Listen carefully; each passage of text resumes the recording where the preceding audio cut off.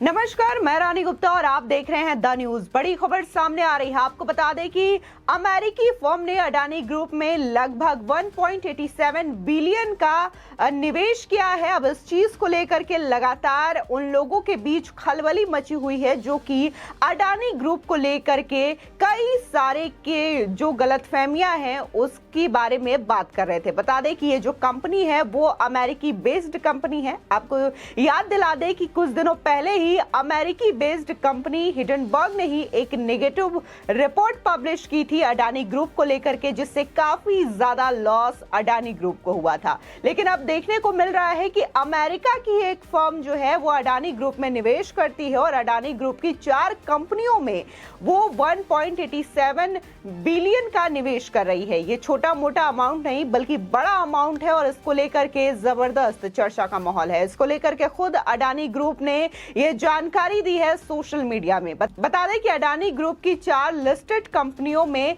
अल्पांश हिस्सेदारी अमेरिकी संपत्ति प्रबंधक कंपनी GQG पार्टनर्स को 15,446 करोड़ रुपए में बेची गई है। बता दें कि अडानी समूह की तरफ से जारी किए गए एक बयान में यह कहा गया है कि Adani ports and special economic zone limited, Adani enterprises limited, Adani green energy limited, Adani transmission limited और अडानी इंटरप्राइजेस लिमिटेड के शेयर बाजार में बेचे गए हैं। आपको बता दें कि अमेरिका स्थित अग्रणी ग्लोबल इक्विटी GQG पार्टनर्स ने गुरुवार को अडानी पोर्टफोलियो कंपनियों में माध्यमिक ब्लॉक व्यापार लेन देन की एक श्रृंखला में 15,446 करोड़ रुपए, जो कि अगर हम यूएस जो करेंसी है उसमें बात करें तो 1.87 बिलियन डॉलर है, उसके पूरा होने की घोषणा कर दी गई है। ये सभी कंपनियां बॉम्बे स्टॉक एक्सचेंज और नेशनल स्टॉक एक्सचेंज में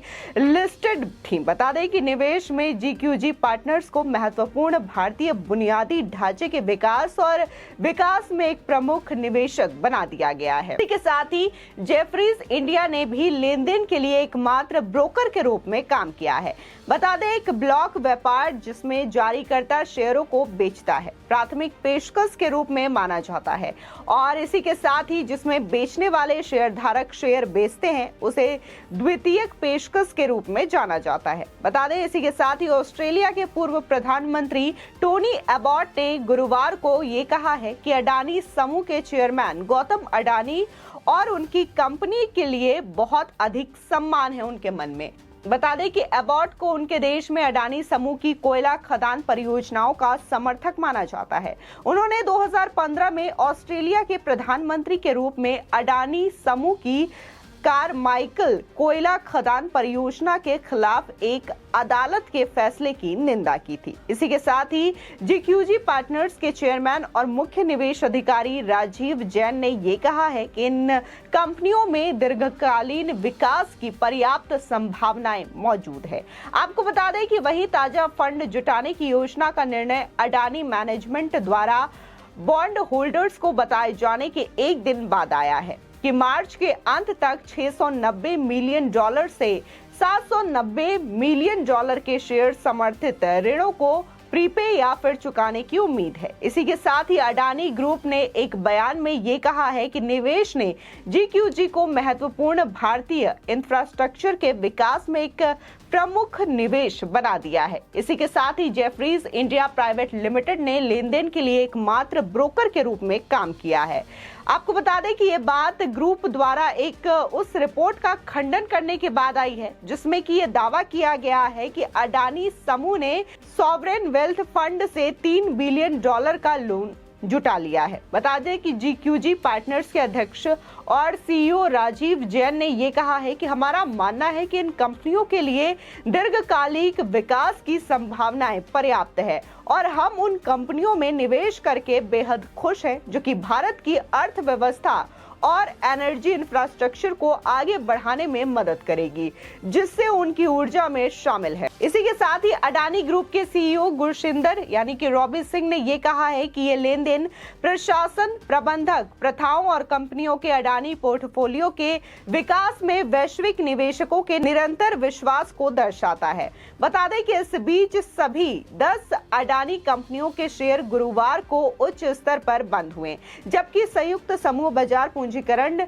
7.86 लाख करोड़ रुपए पर पहुंच चुका है। अडानी ट्रांसमिशन के शेयर में 5%, अडानी ग्रीन एनर्जी में 4.99% यानी कि करीब 5%। इसी के साथ ही अडानी विल्मर में 4.99% और अडानी पावर में 4.98% की तेजी देखी गई है। आपको बता दें कि 24 जनवरी को हिंडनबर्ग रिसर्च रिपोर्ट में स्टॉक हेरफेर का आरोप अडानी ग्रुप पर लगाया गया था और इसी के साथ ही अडानी ग्रुप की 7 सूचीबद्ध फर्मों को सामूहिक रूप से बाजार मूल्य में $145 बिलियन से अधिक का नुकसान झेलना पड़ा।